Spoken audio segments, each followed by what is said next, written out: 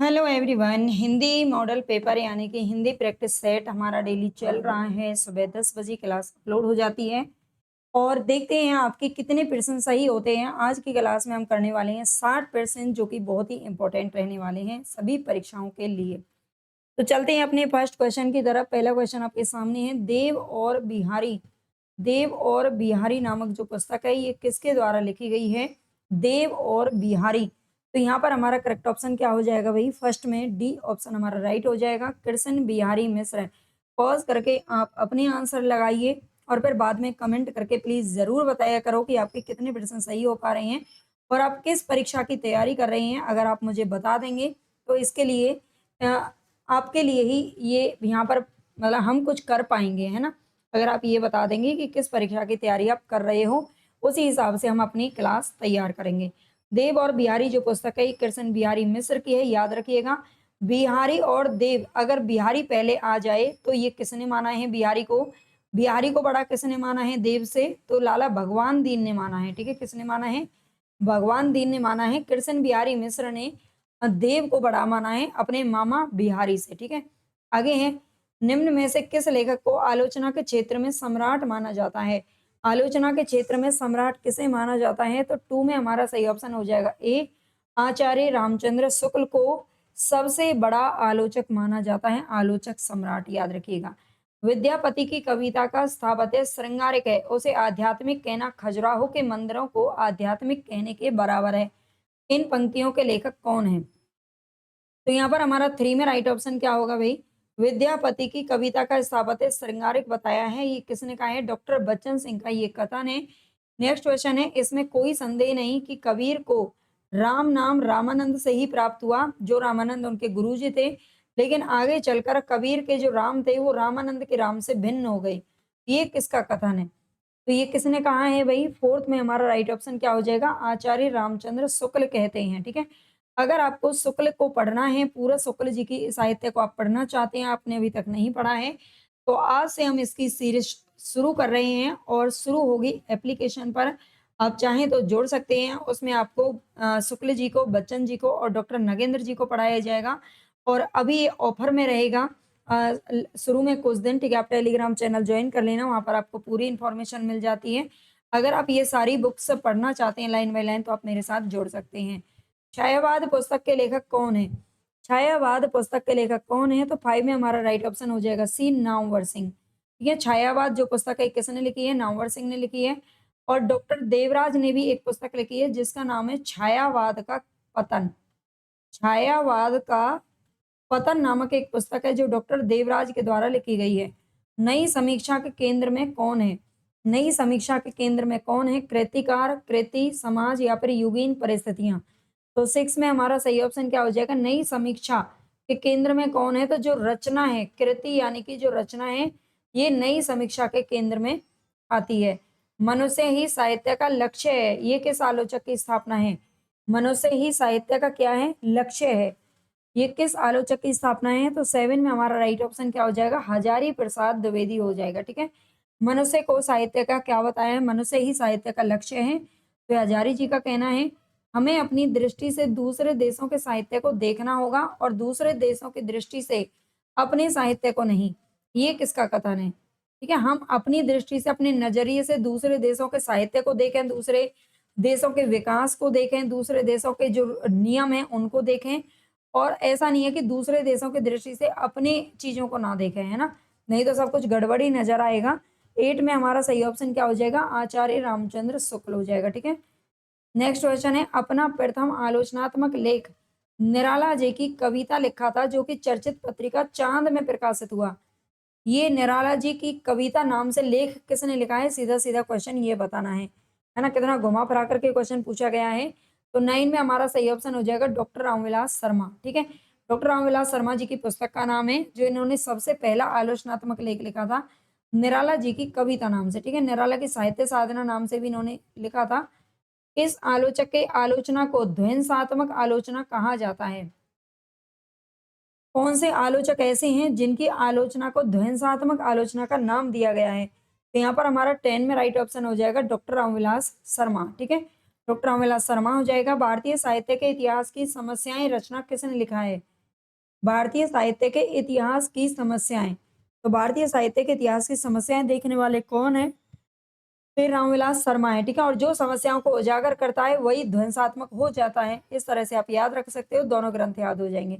ज्ञान राशि के संचित कोष का ही नाम साहित्य है, ठीक है। ज्ञान राशि के संचित कोष ही का नाम साहित्य है, ये किसका कथन है? तो यहाँ पर हमारा 12 में राइट ऑप्शन क्या हो जाएगा? ज्ञान राशि के संचित कोष का नाम ही साहित्य है। साहित्य की परिभाषा किसने दी है? तो महावीर प्रसाद द्विवेदी जी ने दी है, याद रखिएगा। पहल पत्रिका के संपादक कौन है? पहल पत्रिका के संपादक कौन है? तो यहाँ पर हमारा 13 में राइट ऑप्शन क्या हो जाएगा? ये पत्रिका निकलती थी 1960 ईस्वी में और त्रैमासिक निकलती थी, यानी कि 3 महीने में एक बार। कहाँ से निकलती थी? जयपुर से निकलती थी, ठीक है। जयपुर से निकलती थी, याद रखना। और ये ज्ञान रंजन की क्या है? पत्रिका रही है। नेक्स्ट क्वेश्चन है, मेरठ के पंडित गौरी दत्त की नागरी प्रचार के लिए की गई सेवाओं में से एक पत्रिका नहीं है। नागरी प्रचार का अर्थ है जो देवनागरी हमारी भाषा लिपि है उसके लिए, है ना, हिंदी को राजभाषा बनाने के लिए। फिर हिंदी के पक्ष में इन्होंने जो पत्रिकाएं निकाली थी उनमें से कौन सी एक शामिल नहीं है? तो 14 में हमारा सही ऑप्शन क्या हो जाएगा? गीतिका हो जाएगा। गीतिका इनकी नहीं है, याद रख लेना। देवनागर के नाम से निकाली गीतावली और देवनागरी प्रचारक के नाम से। हिंदी का सुकरात भी कहा जाता है। पंडित गौरी दत्त शर्मा को हिंदी का सुकरात कहा जाता है, ये जरा याद रखना, ठीक है। बता, मोस्ट इंपॉर्टेंट क्वेश्चन है, हिंदी का सुकरात। नेक्स्ट क्वेश्चन है, सुमित्रा नंदन पंत को साहित्य अकादमी पुरस्कार किस रचना के लिए मिला था? मतलब चिदम्बरा के लिए मिला था इनको ज्ञानपीठ पुरस्कार, ठीक है। चिदम्बरा के लिए इनको कौन सा मिला था? ज्ञानपीठ पुरस्कार मिला था 1968 ईस्वी में। लेकिन साहित्य अकादमी किसके लिए मिला था, ये बताना है। तो 15 में हमारा सही ऑप्शन हो जाएगा कला और बूढ़ा चांद, ठीक है। कला और बूढ़ा चांद के लिए क्या मिला था इनको? साहित्य अकादमी पुरस्कार मिला था। और ये मिला कब था? 1960 ईस्वी में, ठीक है। साहित्य अकादमी 1960 में मिला था और 1968 में ज्ञानपीठ मिला था, और वो भी प्रथम। समाचार सुधा वर्षन प्रथम दैनिक पत्र का प्रकाशन कब शुरू हुआ था? ये हमारा प्रथम दैनिक पत्र है हिंदी का। तो समाचार सुधा वर्षन का प्रकाशन कब शुरू हुआ था, ये पूछ रहा है। तो यहाँ पर हमारा सही ऑप्शन क्या हो जाएगा? श्याम सुंदर सेन के संपादक थे इसके, ठीक है। श्याम सुंदर सेन के नाम से, दास दास मत लगा देना। और ये कहाँ से निकलता था? कोलकाता से निकलता था, ठीक है।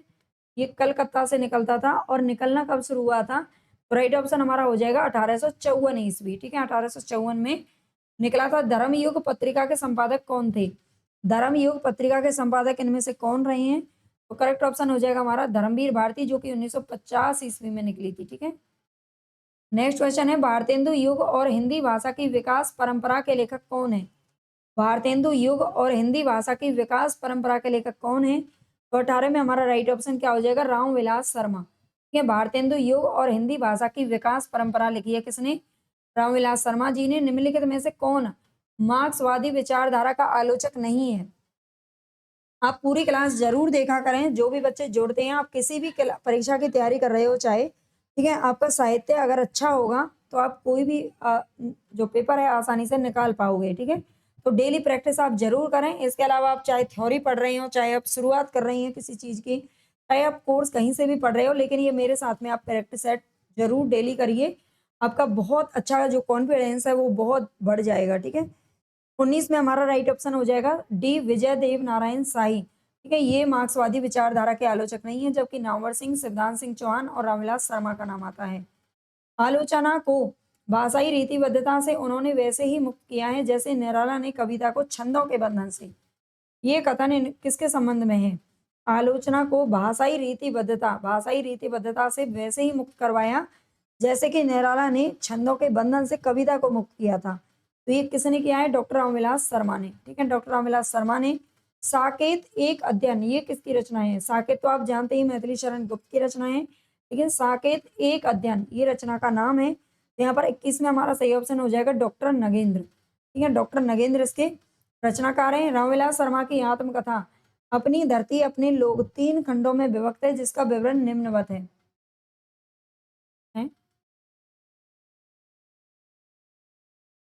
22 पर हमारा सही ऑप्शन क्या हो जाएगा? देखो 3 खंडों में विभक्त है, या तो यही पूछना चाहिए था, ये थोड़ा-सा यहाँ पर मिसप्रिंट हो गया है, मतलब गलत प्रिंट हो गया है, लेकिन कोई बात नहीं, इसमें 3 तो ऑप्शन आप कर लेना, लेकिन 3 का आप याद रख लेना। पहले का नाम है मुंडेर पर सूरज, ठीक है? मुंडेर पर सूरज। अगर क्लास अच्छी लगती है तो लाइक भी ज़रूर कर देना, सब्सक्राइब कर लेना भाई चैनल को, कि ज़्यादा से ज़्यादा आप बच्चे सपोर्ट करेंगे तो आपको बहुत कुछ यहाँ पर कंटेंट मिल जाएगा। वैसे तो पहले बहुत कुछ मैं आपको करवा चुकी हूँ, जो बच्चे जानते हैं वो समझते होंगे। आपस की बातें, ठीक है? आपस की बातें 3 भाग ये हैं इसके, मुंडेर पर सूरज, देर सवेर और आपस की बातें। इन तीनों 3 कालखंडों को, मतलब 3 आत्मकथा के भागों को याद रखना। डॉक्टर हरिवंश राय बच्चन की कृति क्या भूलूं क्या याद करूं, ये किस विधा में लिखी गई है? तो ये इनकी आत्मकथाएं, और आत्मकथा का पहला भाग है ये। कौन सा है? पहला भाग है। इनके 4 भागों में प्रकाशित हुई थी, याद रखिएगा। नेक्स्ट है, इनमें से कौन सी स्वीकृति आत्मकथाएं, इनमें से कौन सी आत्मकथाएं ये पूछ रहा है। तो यहाँ पर हमारा 24 में राइट ऑप्शन क्या हो जाएगा? सी, अर्ध कथानक। अर्ध कथानक किसकी है? बनारसी दास चतुर्वेदी के द्वारा, बनारसी दास जैन के द्वारा लिखी गई है। कलम का सिपाही जीवनी है, चीड़ों पर चांदनी, यात्रा व्रत और बाण भट्ट की आत्मकथा क्या है? उपन्यास है हजारी जी का। जलती हुई नदी, ये किसकी आत्मकथा है? 25 में बताना है आपको, जलती हुई नदी किसकी आत्मकथा है? तो 25 में हमारा ऑप्शन सही हो जाएगा कमलेश्वर डी, ठीक है? कमलेश्वर सही हो जाएगा, जो कि 1999 ईस्वी में प्रकाशित हुई थी। नेक्स्ट है, टुकड़े टुकड़े दास्तान के लेखक कौन है? टुकड़े टुकड़े दास्तान के लेखक कौन है? तो 26 में हमारा सही ऑप्शन हो जाएगा अमृतलाल नागर, ठीक है? टुकड़े टुकड़े दास्तान ये इनकी आत्मकथा का नाम है। सीएम मुख सरेस, सीएम मुख भाई, पंक्ति में कौन सा अलंकार है? सीएम मुख सरेस, सीए मुख भाई, इसमें अलंकार आपको बताना है। तो 27 में हमारा देखो, सीए और सीए 2 बार आया है, लेकिन दोनों बार अलग अलग है, याद रखना, ठीक है? इस बार छोटी की मात्रा है और इसमें बड़ी की मात्रा है, तो ये एक नहीं हो सकते। बहुत सारे बच्चे तो इसमें यमक ढूंढ रहे होंगे, लेकिन 27 में हमारा राइट ऑप्शन हो जाएगा अनन्वय अलंकार है, ठीक है? इसमें कौन सा है? अनन्वय अलंकार है। बहुरी विचार कीन्हे मन माही, सिय वदन सम हिमकर नाही, इस पंक्ति में कौन सा अलंकार है? बहुरी विचार कीन्हे मन माही, सिय वदन सम हिमकर नाही, पंक्ति में कौन सा अलंकार है? तो 28 में हमारा राइट ऑप्शन हो जाएगा प्रतीप अलंकार, ठीक है? कौन सा है इसमें? प्रतीप अलंकार है। इसके अंदर प्रवृत्ति निवृत्ति अर्थात अथवा आसक्ति अनासक्ति का द्वंद्व मोहन राकेश के किस नाटक में प्रदर्शित है? प्रवृत्ति निवृत्ति और आसक्ति अनासक्ति का द्वंद्व मोहन राकेश के किस नाटक में दिखाया गया है? 29 में हमारा राइट ऑप्शन क्या होगा? लहरों के राजहंस, ठीक है? इसमें आपको लहरों के राजहंस करना है, जो कि सही हो जाएगा, ठीक है? प्रवृत्ति निवृत्ति और आसक्ति अनासक्ति। निम्नलिखित में से किस नाटक में कृष्ण और वेणुरति के प्रेम का प्रदर्शन है? कृष्ण और वेणुरति के प्रेम का प्रदर्शन किसमें किया गया है? तो राइट ऑप्शन हमारा हो जाएगा सूर्यमुख। और ये किसका नाटक किसका है? ये लक्ष्मी नारायण लाल के द्वारा लिखा गया है, ठीक है? लाल याद रख रहे हैं, सूर्य का मुख कैसा होता है? लाल होता है। धर्मवीर भारती का नाटक कथानक को लेकर आधुनिक युग के अनुकूल अर्थ, जिसमें महाभारत को प्रस्तुत किया गया है। या आधुनिक युग के अनुकूल अर्थ जिसमें महाभारत के कथानक को लेकर इसमें प्रस्तुतिकरण है, ये कौन सा हो जाएगा? तो कथानक देखो, इसमें महाभारत का कथानक किसके अंदर है? तो ये अंधा युग में है, ठीक है? 1955 में प्रकाशित हुआ था, और ये इनका गीति नाट्य है। नेक्स्ट है, ब्राह्मण ना तो किसी के राज्य में पलता है और ना ही किसी के अन्न पर पलता है, ये कथन जयशंकर प्रसाद के किस नाटक से लिया गया है? तो 32 में हमारा राइट ऑप्शन क्या हो जाएगा? 32 में सी, चंद्रगुप्त नाटक से लिया गया है, जो कि 1931 ईस्वी में प्रकाशित हुआ था जयशंकर प्रसाद जी का। आधे अधूरे नाटक के प्रमुख स्त्री पात्र का क्या नाम है? तो ये सावित्री नाम है इसका, ठीक है? सावित्री नाम है, याद रखना। हिंदी का प्रथम दुखांत नाटक कौन सा माना जाता है? तो हिंदी का प्रथम जो दुखांत नाटक है, ये रणधीर प्रेम मोहिनी, जो कि लाला श्रीनिवास दास का है, ठीक है? किसका है ये? लाला श्रीनिवास दास के द्वारा लिखा गया है। इनमें से कौन सा नाटक है जो भारतेंदु का नहीं है? इनमें से कौन सा नाटक है जो भारतेंदु जी के द्वारा नहीं लिखा गया है? तो 35 में हो जाएगा मयंक चौधरी, सॉरी मयंक मंजरी, ठीक है? मयंक मंजरी हमारा सही हो जाएगा। और मयंक मंजरी किसके द्वारा लिखा गया है? तो बद्री नारायण प्रेमगन का है। सिपालगंज गांव में किस उपन्यास की कथा भूमि है? सिपालगंज गांव का वर्णन किया गया है राग दरबारी में, जो कि 1968 में प्रकाशित होता है। श्री लाल शुक्ल जी का ये क्या है? उपन्यास है, ठीक है? श्रीलाल शुक्ल जी का उपन्यास है। गरीबी और जहालत इस रोग के दो कीटाणु हैं। मेला आंचल में ये वाक्य किसका है? मेला आंचल उपन्यास है, 1954 में प्रकाशित हुआ, फणीश्वर नाथ रेणु जी के द्वारा लिखा गया है। ठीक है, और ये वाक्य किसका है? गरीबी और जहालत इस रोग के दो कीटाणु हैं। तो यहाँ पर हमारा 37 में राइट ऑप्शन हो जाएगा डॉक्टर प्रशांत। ठीक है, ये डॉक्टर हैं। पाप और पुण्य की मीमांसा में लिखा गया उपन्यास निम्नलिखित में से कौन सा है? पाप और पुण्य की मीमांसा में लिखा गया उपन्यास कौन सा है? 38 में हमारा सही ऑप्शन हो जाएगा चित्रलेखा। 1934 में प्रकाशित होता है और जो कि किसका है? भगवती चरण वर्मा जी के द्वारा लिखा गया है। ठीक है, ये भगवती चरण वर्मा जी के द्वारा लिखा गया है, याद रखना। नेक्स्ट है मोरी की ईंट नामक दलित उपन्यास किसने लिखा है? मोरी की ईंट नामक दलित उपन्यास किसके द्वारा लिखा गया है? तो 39 में हमारा सही ऑप्शन हो जाएगा प्रेम कपाड़िया। ठीक है, प्रेम कपाड़िया हमारा सही हो जाएगा, जो कि एक दलित उपन्यासकार रहे हैं। मेला आंचल मूलतः किस प्रकार का उपन्यास है? तो ये आंचलिक उपन्यास है। आगे की रोज कहानी किस अन्य नाम से जानी जाती है? तो ये गैंग्रीन के नाम से जानी जाती है। नेक्स्ट है अगर दोनों साधु होते तो उन्हें संतोष और धैर्य के लिए संयम और नियम की बिल्कुल जरूरत नहीं होती। ये कथन किस कहानी से लिया गया है? तो यहाँ पर हमारा सही ऑप्शन हो जाएगा कफन। ठीक है, अगर दोनों साधु होते तो उन्हें संतोष और धैर्य के लिए संयम और नियम की बिल्कुल जरूरत नहीं होती। ठीक है, कफन कहानी का है। परिंदे कहानी से नई कहानी की शुरुआत मानने वाले समीक्षक कौन होंगे? तो परिंदे कहानी से किसने शुरुआत मानी है? तो ये है नामवर सिंह। ठीक है, नामवर सिंह है, जो कि निर्मल वर्मा जी की कहानी है, याद रखिएगा, निर्मल वर्मा की कहानी है परिंदे। नेक्स्ट क्वेश्चन है अर्धनारीश्वर निबंध संग्रह के रचनाकार का क्या नाम है?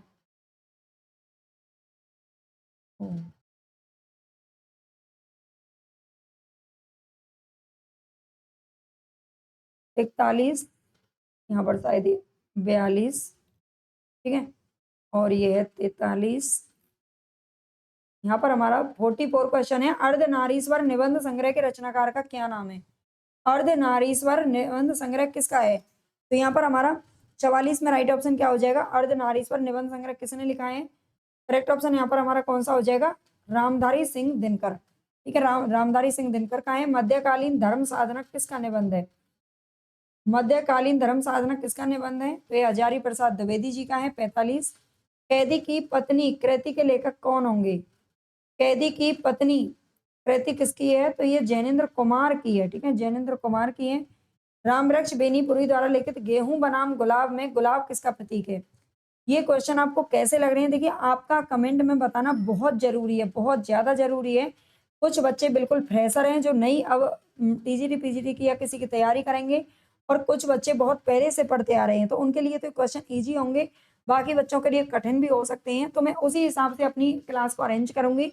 अगर आप मुझे कमेंट में सारे बच्चे बता दोगे कि क्लास में आपके कितने % सही हो पा रहे हैं। ठीक है, रामवृक्ष बेनीपुरी द्वारा लिखित गेहूं बनाम गुलाब में गुलाब किसका प्रतीक है? तो यहाँ पर हमारा सही ऑप्शन हो जाएगा कला और संस्कृति का। ठीक है, कला और संस्कृति का प्रतीक है। नेक्स्ट क्वेश्चन है हमारा निठल्ले की डायरी नामक हास्य व्यंग्य निबंध संग्रह के लेखक कौन है? निठल्ले की डायरी हास्य व्यंग्य निबंध किसका है? तो ये हरिशंकर परसाई का है, विधा जरूर याद रखना। नेक्स्ट क्वेश्चन है चेहरे अनेक ये किसकी आत्मकथा है? चेहरे अनेक ये किसकी आत्मकथा है? तो राइट ऑप्शन हमारा हो जाएगा उपेंद्र नाथ अस्क। ठीक है, उपेंद्र नाथ अस्क का है। झोपड़ी से राजभवन आत्मकथा किस साहित्यकार की है? झोपड़ी से राजभवन तक, झोपड़ी से राजभवन आत्मकथा किसकी है? तो यहाँ पर हमारा करेक्ट ऑप्शन क्या होगा? माता प्रसाद गुप्त। ठीक है, माता प्रसाद गुप्त ने लिखी है। बंगाल का अकाल नामक रिपोर्टाज किसकी रचना है? बंगाल का अकाल नामक जो रिपोर्टाज है किसके द्वारा लिखा गया है? तो राइट ऑप्शन हमारा हो जाएगा रांगे राघव। ठीक है, रांगे राघव जी के द्वारा लिखा गया है। रिपोर्टाज किस भाषा का शब्द है? रिपोर्टाज किस भाषा का शब्द है? जर्मन, फ्रांसीसी, अंग्रेजी या फिर हिंदी? तो ये फ्रांसीसी भाषा का शब्द है, याद रख लेना। रिपोर्टाज नेपाली क्रांति को लेकर कौन सा रिपोर्टाज रिपोर्टाज किसने लिखा है? नेपाली क्रांति को लेकर रिपोर्टाज लिखने वाले हैं फणीश्वर नाथ रेणु जी। नेक्स्ट है बंगदूत के प्रकाशक कौन थे? बंगदूत के प्रकाशक कौन थे? तो यहाँ पर हमारा राइट ऑप्शन क्या हो जाएगा? बंगदूत के प्रकाशक में कौन रहे हैं? ये बंगदूत के प्रकाशक कौन रहे हैं? करेक्ट ऑप्शन है हमारा राजा राम मोहन राय। ठीक है, राजा राम मोहन राय हो जाएंगे। हिंदी साहित्य का प्रथम ज्ञानपीठ पुरस्कार किसे मिला था? तो ये सुमित्रा नंदन पंत को मिला था 1968 ईस्वी में, याद रखिए। नेक्स्ट क्वेश्चन, मतवाला पत्रिका के संपादक कौन थे? मतवाला पत्रिका के संपादक थे सूर्यकांत त्रिपाठी निराला। ठीक है, निराला जी थे। हरिवंश राय बच्चन को सरस्वती सम्मान किसके लिए मिला था? तो इनकी आत्मकथा के लिए मिला था। ठीक है, आत्मकथा के लिए मिला था। हिंदी भाषा का उद्गम और विकास के लेखक कौन होंगे? हिंदी भाषा का उद्गम और विकास के लेखक कौन होंगे? हिंदी भाषा का, अगर भाषा का उद्गम और विकास हो रहा है तो डॉक्टर उदय नारायण तिवारी हो जाएंगे। ठीक है, उदय नारायण तिवारी हो जाएंगे। हिंदी साहित्य के इतिहास लेखन में काल विभाजन और नामकरण का प्रथम प्रयास करने वाले कौन है? सबसे पहले जो काल विभाजन किया था और नामकरण किया था वो किसने किया था? तो करेक्ट ऑप्शन हमारा हो जाएगा डॉक्टर ग्रियर्सन। ठीक है, सबसे पहले तो इन्होंने ही किया था। हिंदी नवरत्न का रचनाकाल क्या है? हिंदी नवरत्न मिश्र बंधु की पुस्तक है, मिश्र बंधु। और इसका जो प्रकाशन वर्ष है वो कितना है? 1909 ईस्वी। ठीक है, 1910 ईस्वी है ना, 1910 है, 9 नहीं है, 10 ईस्वी सही हो जाएगा। कौन मिश्र बंधुओं में शामिल नहीं है? तो मिश्र बंधुओं में 3 लोग शामिल हैं, जिसमें गणेश बिहारी मिश्र, श्याम बिहारी मिश्र, सुखदेव का नाम आता है, लेकिन कृष्ण बिहारी मिश्र इसमें शामिल नहीं है। संदेश रासक के रचयिता कौन होंगे? संदेश रासक के रचयिता है अब्दुल रहमान। ठीक है, संदेश रासक किसकी रचना है? तो अब्दुल रहमान की है। विद्यापति की कौन सी रचना अभी तक संपादित होकर प्रकाशित नहीं हुई है? तो इनकी कौन सी रचना है? ये कीर्ति पताका, जो कि अभी तक संपादित होकर प्रकाशित नहीं हुई, अपनी मूल प्रति के रूप में है। आत्मबोध किसकी रचना है? आत्मबोध किसके द्वारा लिखी गई रचना है? तो यहाँ पर हमारा 36 में राइट ऑप्शन आपको बताना है क्या हो जाएगा। आत्मबोध किसकी रचना है? जालंधर नाथ, गोरखनाथ, मत्स्येंद्र नाथ, या फिर इनमें से कोई भी नहीं। आत्मबोध किसके द्वारा लिखी गई है? तो राइट ऑप्शन हमारा हो जाएगा मत्स्येंद्र नाथ। ठीक है, मत्स्येंद्र नाथ की रचना है माधव हम परिणाम निराशा। ये काव्य पंक्ति किसकी है? तो ये विद्यापति की है। ठीक है, विद्यापति की है। नेक्स्ट है, निम्न में से कौन सी रचना है जो व्याकरण ग्रंथ है? इनमें से कौन सी रचना व्याकरण ग्रंथ है? कीर्ति पताका, चर्यापद, उक्ति व्यक्ति प्रकरण, या फिर वर्ण रत्नाकर। तो राइट ऑप्शन हमारा व्याकरण ग्रंथ की बात करें तो ये हो जाएगा उक्ति व्यक्ति प्रकरण, जो कि दामोदर शर्मा के द्वारा लिखा गया है। ठीक है, दामोदर कवि ने लिखा है, याद रखना। वर्ण रत्नाकर किसकी है? ज्योतिरीश्वर ठाकुर की है, जो मैथिली भाषा में लिखी गई है। प्रबंध चिंतामणि के रचयिता का क्या नाम होगा? तो ये हो जाएगा आचार्य मेरुतुंग। पृथ्वीराज रासो किस कवि की रचना है? तो ये चंद वरदाई की रचना है। आज का प्रैक्टिस सेट यहाँ पर थोड़ा इजी हो गया है। स्वयंभू को हिंदी का प्रथम कवि किसने माना है? स्वयंभू को हिंदी का प्रथम कवि किसने माना है? राइट ऑप्शन हमारा हो जाएगा राम कुमार वर्मा। ठीक है, राम कुमार वर्मा हो जाएगा। शुद्धाद्वैतवाद दर्शन के प्रवर्तक कौन होंगे? शुद्धाद्वैतवाद दर्शन के प्रवर्तक कौन है? तो यहाँ पर हमारा राइट ऑप्शन क्या होगा? वल्लभाचार्य हो जाएंगे। ठीक है, शुद्धाद्वैतवाद किसका है? वल्लभाचार्य का है। भक्ति काल की समय सीमा क्या होगी? भक्ति काल की समय सीमा आपको बताना है। तो राइट ऑप्शन हमारा क्या हो जाएगा यहाँ पर? 1700 से 1900 तक जो शुरुआत होती है वो किसकी होती है? रीति काल की। ठीक है, और 1275 से 1700 तक भक्ति काल की समय सीमा शुक्ल जी के अनुसार है। निम्नलिखित में से कौन ब्रह्म संप्रदाय का प्रवर्तक है? इनमें से कौन ब्रह्म संप्रदाय का प्रवर्तक है? विष्णु स्वामी, निम्बार्काचार्य, हित हरिवंश राय, या फिर मध्वाचार्य। राइट ऑप्शन हमारा हो जाएगा निम्बार्काचार्य। ठीक है, नेक्स्ट है, महाराष्ट्र के भक्तों में किन का नाम सबसे पहले आता है? तो ये नामदेव का आता है। पंचगंगा घाट में कबीर किसके पैरों के नीचे पड़े हुए थे? तो ये रामानंद, जो इनके गुरु थे, उनके पैरों के नीचे पड़े थे, याद रखना। शुक्ल जी ने रीतिकाल का आरंभ किस कवि से माना है? तो ये माना है चिंतामणि त्रिपाठी से। ठीक है, चिंतामणि त्रिपाठी से माना है। किस कवि के आश्रयदाता महाराज शिवाजी और छत्रसाल बुंदेला थे? तो ये भूषण के थे। निम्नलिखित में से घनानंद की रचना कौन सी नहीं है? तो इनमें से घनानंद की रचना नहीं है पक्षी विलास। ठीक है, 60% हमें करवाने थे, लेकिन आज क्वेश्चन ज्यादा हो जाएंगे आपके लिए। ठीक है, अब इसमें 10% और थोड़े अच्छे बचे हैं, तो उनको देख लेते हैं। बिहारी अकेले कवि हैं जिन्होंने ग्रामीण संस्कृति के विरुद्ध घृणा की अभिव्यक्ति की है। ये किसका कथन है? तो 50 में हमारा सही ऑप्शन हो जाएगा बच्चन सिंह। नेक्स्ट है, इसमें से किस कवि के शब्द के पर्यायवाची गलत हैं? इनमें से किस शब्द के पर्यायवाची गलत हैं? कमल, जलज, पंकज, सरोज, बिल्कुल ठीक है सारे। उसका कुसुम फूल और सुमन सही है, सरस्वती का गिरा, भारती और वाणी सही है, ठीक है, लेकिन सूर्य का दिवस, याम और वासर ये गलत है ना, सूर्य का गलत है, बाकी सारे ठीक है। हरिश्चंद्र में प्रयुक्त किस संधि का नाम सही है? तो हरि प्लस में चंद्र हो जाएगा, हरि इसमें आ जाएगा विसर्ग, क्या आ जाएगा? विसर्ग आ जाएगा, तो ये विसर्ग संधि का उदाहरण है।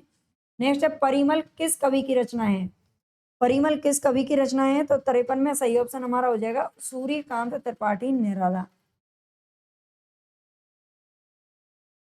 यहाँ पर आपको सही युग्म का चयन करना है, भगवत शरण उपाध्याय सही युग्म बताना है, तो इसमें केवल एक ही है, मोहन राकेश आखिरी चट्टान तक, ये इनका यात्रा व्रत है, बाकी सारे गलत हैं। इनमें से बिहारी हिंदी का रूप कौन सा नहीं है? बिहारी हिंदी में भोजपुरी, मगही और मैथिली का नाम आता है। अवधी जो बोली है ये पूर्वी हिंदी से संबंधित है, किससे संबंधित है? पूर्वी से।